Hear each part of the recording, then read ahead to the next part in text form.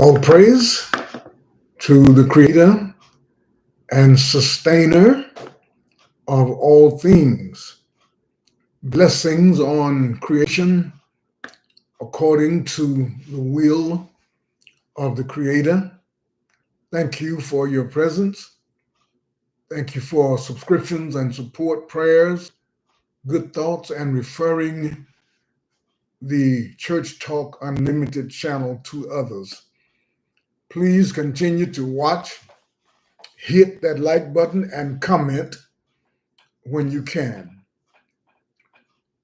As always, we are advocating for those that are poor, those that are poorest among us, particularly those that are in the churches. Hello, it is Saturday, June 8th, 2024, 5 p.m. Pacific Standard Time. Welcome to Church Talk Unlimited with James Paul Berry. Our prayers go up for all of us in these trying times, but I still believe that God is able. Today we're talking about a subject that we introduced a couple of weeks ago, but we had some technical difficulties, so we're going through it again. And if you have your New Testaments close by, you can go to Matthew chapter 6, verse 1. That's the Gospel of Matthew in the New Testament of the Bible, chapter 6, verse 1. And we are talking about the subject, hypocrites hiding in plain sight. Hypocrites hiding in plain sight. Based on one definition, a hypocrite is a person who indulges in hypocrisy. To indulge is to allow oneself the pleasure of something. Hypocrisy is the practice of having moral standards or beliefs to which one's own behavior does not conform. Practice is the actual application or use of an idea, belief, or a method as opposed to a theory relating to it. Hypocrites hiding in plain sight. When I was a little boy and I would hear adults talking about those hypocrites down at the church, I thought they were talking about people who fell down sometime. I thought they were talking about people who made a mistake. But they were talking about people who pretend that they don't make mistakes. People who pretend that they live by these high moral standards that they apply to others, when in actuality they don't. I don't think any of us wants to embrace or accept that this would be a definition of us and our behavior, but it happens. And it has happened. And it has happened to me. And if you're as old as I am, it most likely has happened to you. When you pretended to be what you should be, when you knew in reality you were not. You put on the face, but in your heart you knew that you were not. Matthew 6, verse 1, Jesus is teaching, and he's telling the people not to worry. And God knows I'm guilty of worrying. I want things to be right. I want things to be better.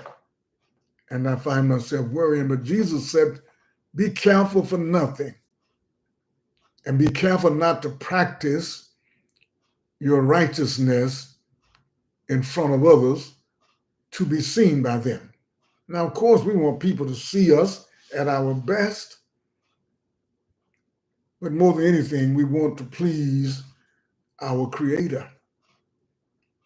Jesus said in Matthew 5, verse 16, let your light so shine before men that they may see your good works and glorify your Father which is in heaven. So we know he's not saying we cannot be seen by men, because he wants men to see us. He doesn't want us to do what we're doing simply to be seen by people. Be careful not to practice your righteousness, what you do for the Lord, what you do to influence people that God is real. Be careful not to practice your righteousness in front of others simply to be seen by them. If you do, you will have no reward from your Father in heaven. And many times, we don't even get a reward from them when they see us showing off for them. So when you give to the needy, and this is what I was mentioning in the introduction, that my main objective is to advocate for those who are needy, not the greedy. But there's an attitude of fellowship that we should have when we are giving to the needy, and it's not to put on a show. So when you give to the needy, this is verse 2 of Matthew chapter 6.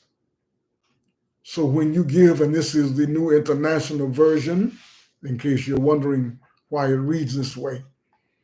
So when you give to the needy, do not announce it with trumpets. Don't let everybody know what you're doing, as the hypocrites do in a synagogue. Jesus is teaching his disciples, those who are following him. Don't announce that you're going to do all of these things, just do them. And when I ask people to do these things for the poor, I don't ask people to do this unless they want to beyond what they've already donated to the churches. Because if the churches are receiving money from you, they should be using some of that money to help those that you want to be helped, those that you know are needy. So Jesus says, when you give to the needy, don't announce it with a trumpet, as the hypocrites do in the synagogues and on the streets to be honored by others. Don't help people to be honored, Jesus says.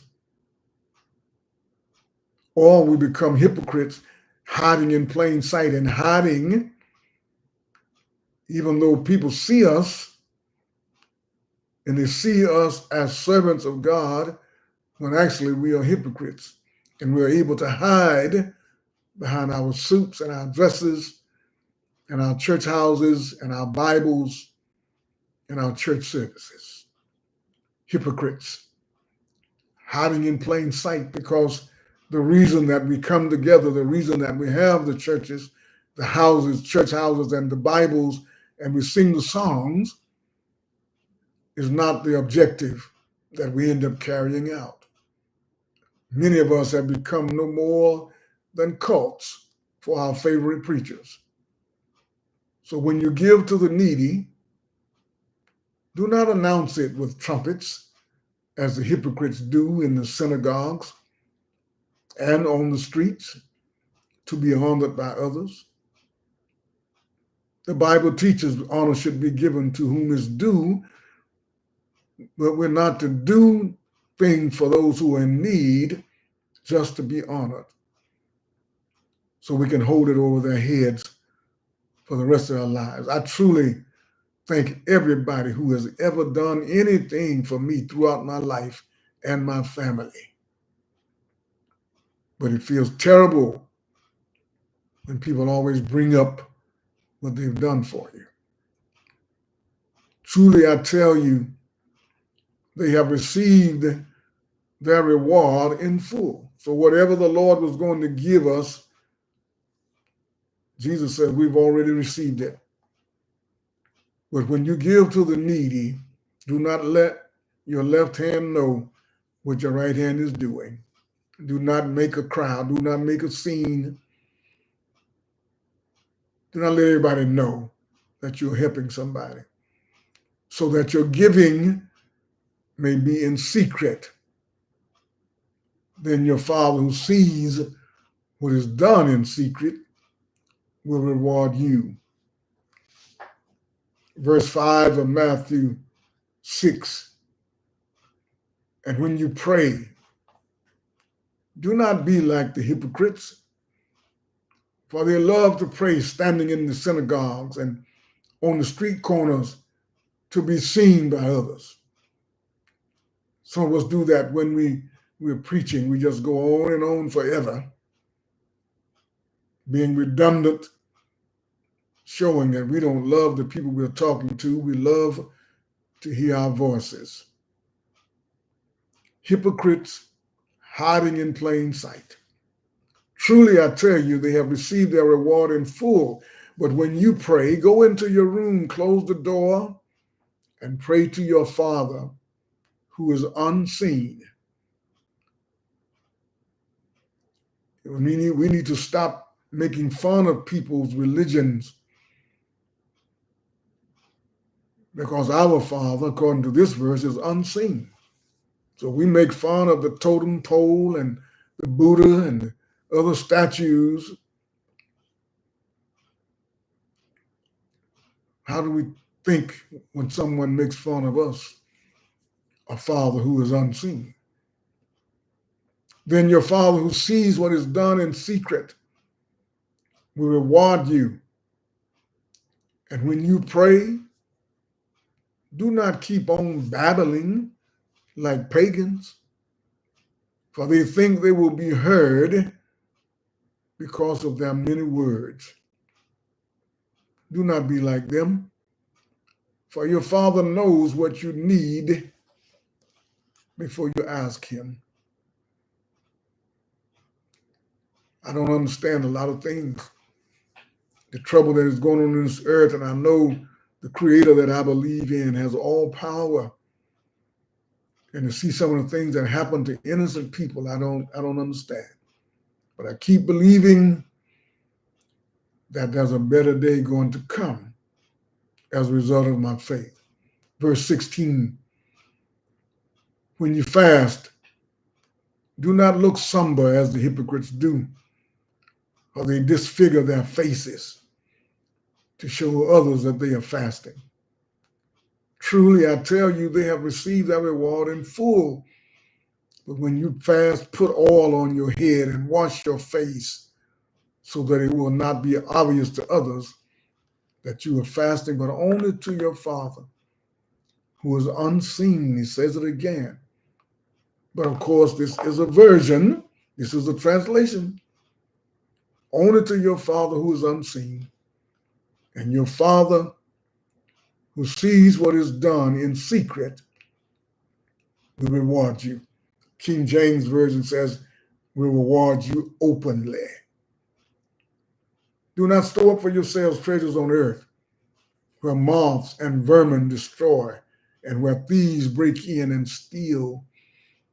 And I keep asking the question, why do churches continue to amass wealth on the earth, while the preachers are preaching to the people, put not your trust in the things on this earth, but store up for yourselves treasures in heaven, where moths and vermin do not destroy, and where thieves do not break in and steal. For where your treasure is, there your heart will be also. Does that mean that is why there's not a lot of effort on the poor? Because we have so much treasure in the banks and properties and other wealth that belongs to the church. The eye is the lamp of the body, verse 22. If your eyes are healthy, your whole body will be full of light. But if your eyes are unhealthy, your whole body will be full of darkness. If then the light within you is darkness, how great is that darkness? Isaiah said, woe unto them that put light for darkness and darkness for light. When we ignore the needy and meet on Sunday and say how we love Jesus, we're putting darkness for light and light for darkness. No one can serve two masters. Either you will hate the one and love the other, or you will be devoted to the one and despise the other. You cannot serve both God and money. But you know, Jesus also taught, make friends with the unrighteous mammon of this world. Make friends with this unrighteous money. I tell you, therefore, verse 25, do not worry about your life, what you will eat or drink, or about your body, what you will wear. Is not life more than food and the body more than clothes? Look at the birds of the air. They do not sow or reap or store away in barns, and yet your heavenly Father feeds them. Are you not much more valuable than they? Can any of you, by worrying, add a single hour to your life? No, we cannot. But when we are in need, when we are needy, and we know God is a good God, we are faithful to the church, we are faithful to our spouses, we are faithful to our children, yet we cannot get enough of the necessities of life every day without worrying. And the church that we belong to is wealthy with the wealth that belongs to Jesus, and yet we suffer. It's not a wonder to me why people worry, even though they know they can't add to their lives. But how can they not worry when they are being taught to love and to be faithful and to be honored and to trust God? And the pastors are doing fine, the preachers are doing fine. But the needy are suffering every day. The needy are suffering. And I have much respect, much love for all of the organizations that are reaching out to feed people and to clothe people and to house people and transport people and to help people get insurance and medication and visitation and bail money and all of those things. But they all are needed. And the Jesus that I believe in taught about all of these things. Hypocrites hiding in plain sight do not address these things in reality. We address them in theory. We're always getting around to it. We always got a committee that is going to look into things. But there are people, I want to just focus just for a few minutes, who are locked up in this penal system, and based on information from the Honorable Judge Joe Brown, these men, these males who have been locked up over a certain period of time, they all either willingly participate in homosexual activity or they are forced to. That's a horrible way to live. So I would like us to, in the churches, focus more on being a savior, being salvation, to those who are behind bars, those who we can help. And we know everybody is not innocent. And even us, if we have been caught under certain conditions, we would be in places like that. All I'm asking is to do what Jesus said. Blessed are the merciful, for they shall obtain mercy. Until next time, I wish you the fullness of the Creator so that you can be the best version of yourself at all times. God bless you. We're thankful to have Brother Willie with us today. Thank you, Brother Willie. Greetings to you and your family. And it's good to always have someone to witness what you're saying and what you're doing, and we can bounce these thoughts off of each other and try to do better in the future than we have been doing. Thank you so much for being here. Thank all of you. Until next time.